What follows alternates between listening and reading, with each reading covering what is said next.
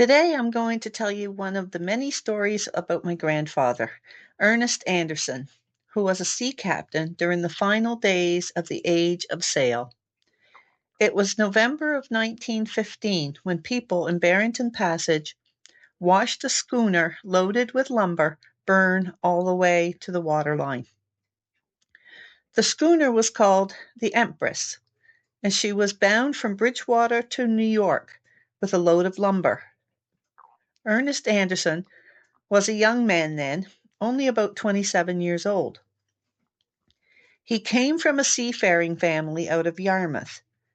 His father was a Swedish immigrant who owned a number of ships, and like many young men along this coast, Ernest went to sea early in life. During the voyage, the Empress lay anchored in Barrington Passage, so the crew could spend a short time at home before continuing on to New York. Ernest himself was terribly ill at the time and confined to his bunk with typhoid fever. According to our family accounts, the cook had hung a dishcloth near the stove in the galley where there was a hot fire burning. It's believed that the cloth fell onto the stove after the crew had gone ashore. And by the time the fire was discovered, the flames had already gained too much headway to stop them. While the schooner burned, Ernest was taken from the ship by a small boat. Imagine watching your own vessel burning at anchor while you're too sick to do anything about it.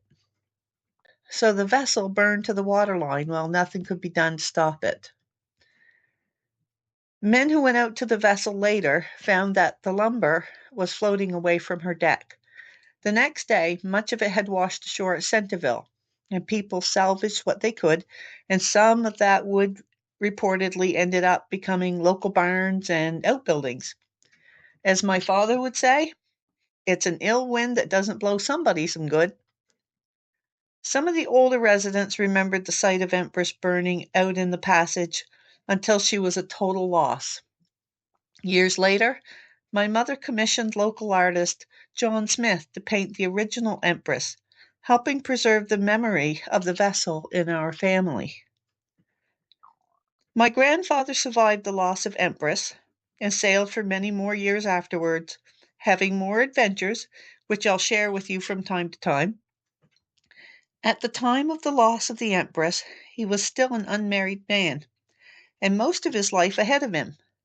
Years later, he would marry my grandmother, who had first been married to his brother Ralph. That's a story for another day. But in November of 1915, he was simply a young captain laying sick in his bunk while a burning schooner lit up Barrington Passage. The schooner Empress may have been lost in 1915, but the name didn't disappear from our family or from the waters around southwest Nova Scotia. Years later, in the 1980s, my father built his first fishing boat by hand from a fiberglass hull brought into our front yard. With the help of my mother, he finished the boat himself and named her Empress II. She's still sailing today out of Sandy Point near Shelburne under the same name, still earning a living from the sea, just like the schooner Empress did more than 100 years ago. So that's the legacy of a ship named Empress. Until next time, stay curious.